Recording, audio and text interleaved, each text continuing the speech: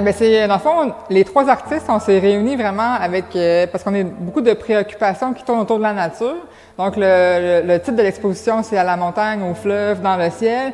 Puis, au début, la première exposition, parce que c'est la 3e version de cette exposition-ci, c'était à Saint-Nicolas, sur le bord du fleuve. Donc, on s'était vraiment interrogé un peu à qu'est-ce qu'on peut trouver dans le ciel, aux éléments qu'on peut trouver dans l'eau, on peut trouver à la montagne. Comme Audrey s'est beaucoup interrogée sur l'environnement montagneux, alors que moi, c'est surtout je me suis comme beaucoup penchée sur, à Saint-Nicolas, il y a beaucoup de pêche à l'anguille dans le fleuve Saint-Laurent. Puis là, je me suis interrogée surtout sur qu'est-ce qu'on va retrouver dans les fonds de l'océan, fonds de la rivière comme ici, ou fond du fleuve, pour aller chercher des animaux qui sont un peu mystérieux, qui existent, mais qui sont mystérieux parce qu'on les connaît un petit peu moins. Puis j'ai fait des interrelations d'animaux, comme j'ai mélangé certaines anguilles avec des poissons volants qui sont pas du tout du même environnement, mais c'est juste je trouve que c'est le fun de travailler avec différents imaginaires, les mettre ensemble pour créer dans le fond un nouvel écosystème. Donc moi, mes œuvres sont surtout au niveau je fais beaucoup de l'aquarelle, la pyrogravure, la céramique, donc c'est à la fois 2D, 3D. Les pyrogravures, dans le fond, c'est vraiment le papier qui est brûlé. Donc, c'est un outil chauffant. Le dessin est fait vraiment en brûlant le papier. Puis après, j'ajoute de la couleur.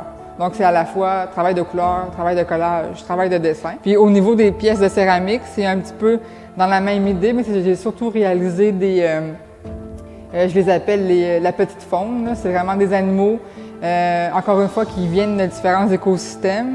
Beaucoup des oiseaux dans ce cas-ci, donc des animaux qui paraissent un peu banals, comme canards, des corbeaux, des écureuils, qui viennent un peu parasiter l'espace d'exposition, comme il y a plein d'écureuils qui grimpent sur les socles, on dit qu'ils vont grimper dans le fond sur l'exposition, qui vont venir envahir les œuvres des autres artistes.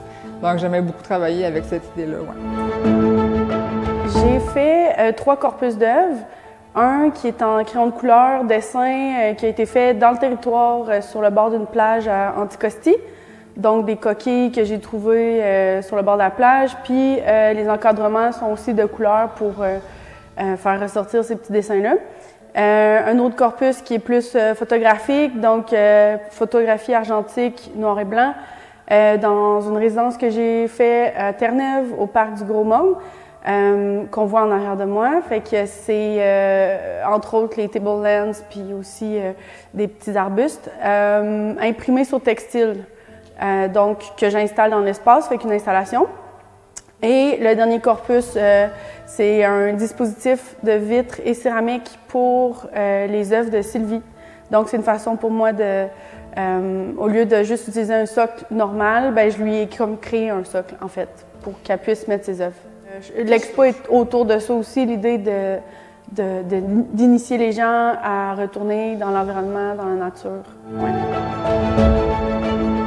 J'ai fait beaucoup de modelage, de sculptures de tout genre, de différentes grosseurs qui s'amalgament avec le reste de l'exposition. Ah, des belettes, des baleines, il y a même un mammouth. Des animaux marins.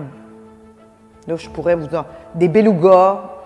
C'est très varié, là, ça va un peu partout. C'est une technique de crayon. C'est souvent très spontané. J'ai même pas vraiment d'idée au départ. Puis là, ça m'amène à un endroit. Souvent, il peut y avoir des oiseaux, des chauves-souris. C'est quand même dans le réalisme, un réalisme transformé, mais les gens, souvent, ils n'ont pas de difficulté à s'y retrouver.